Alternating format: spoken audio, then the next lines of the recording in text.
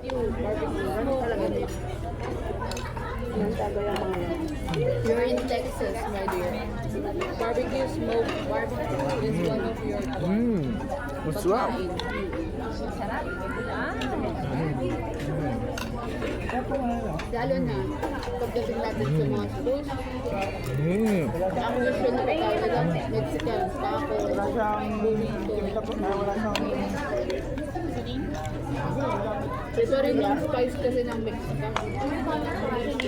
Wala siyang Nasasanay ko. mga karne-karne. Wala to. Full sauce lang to. Ikaw sa Permi yan, di ba, Jason? Sino ang waitress? Che?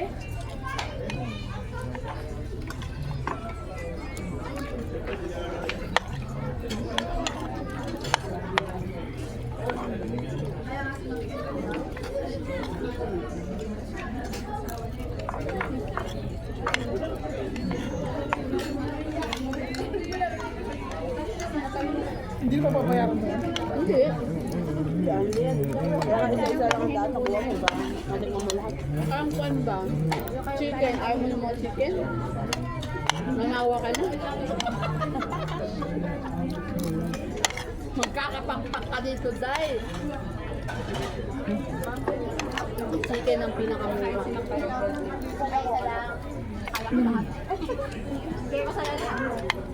Pinakamamimiss natin sa Pinas. Fish. Pinaka-tilapia nila dito, pampano. Kamal lang sila dito. Pero ang sarap ng pampano. Pampano ang pinakamura.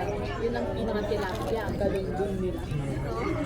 Anong pinakamalaya sa amin? Salmon, ang salmon naman kasi, hindi naman siya bagay sa lahat ng luto. Yes, hindi siya bagay sa lahat ng luto. Mal, sinigang, hindi mo makukuha masyado. Yung mga paksiw natin. Pero yes, salmon is okay.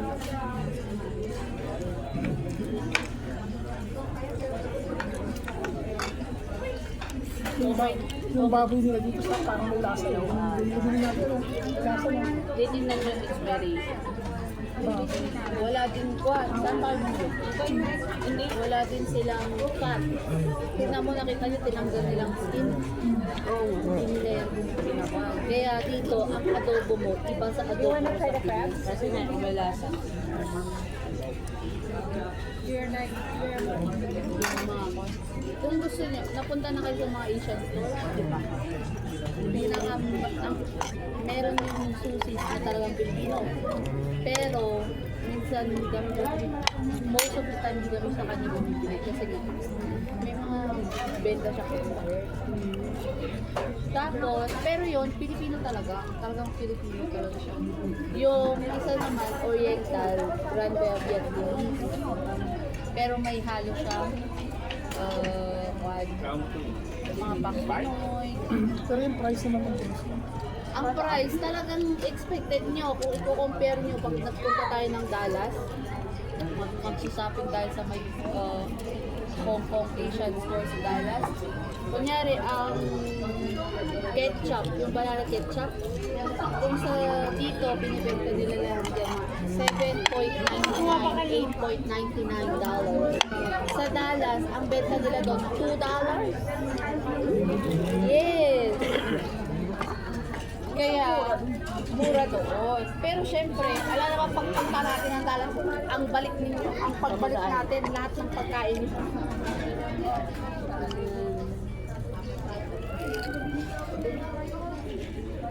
Ang sarap ng peaches.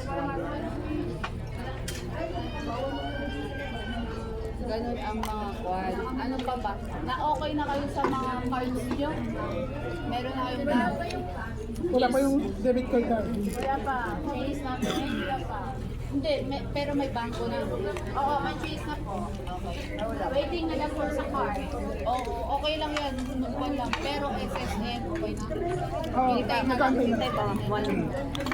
Ano pa pang mga dapat later on na lang. Alam mo bang mag-drive, Jason? Mag-aaral ka sa. Mag-aaral kayong lahat ng driving ba? Ano yun? Para yung ID nyo, bago kayo umalis, sa example, may plan kayo to Thanksgiving na you go outside Odessa, you can have the ID, Texas ID. Eh, mas maganda, driving ID na Texas. Saka kailangan one. Sa Texas ID naman, SSN talaga. Tsaka yung, meron na kayo dapat no statement. Yung address, dalawa. Address from Pakistan. Yung parang may proof of one lang. Steve mo na pa kayo. Oo, na totoong doon ka nakatira. Tapos yung isa is yung contract sa bahay.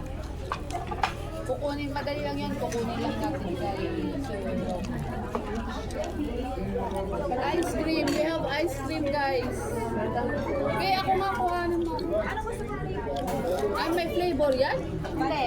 Ano ka lang, vanilla ba or sa tas magtatapos ka? Syrup. Syrup. Strawberry or plain lang? Plain lang. Vanilla? Or yung ano, yung mix? Ano yung vanilla? Yung white lang. White? Or Di yung ba pwede? chocolate? Baka naman white chocolate yan. Vanilla honey. O sige, ako plain lang guys. Pero gusto ng apa yan. Sa apa o yung apa? Iwan mo na yan, ba't mo dala? Ano pa?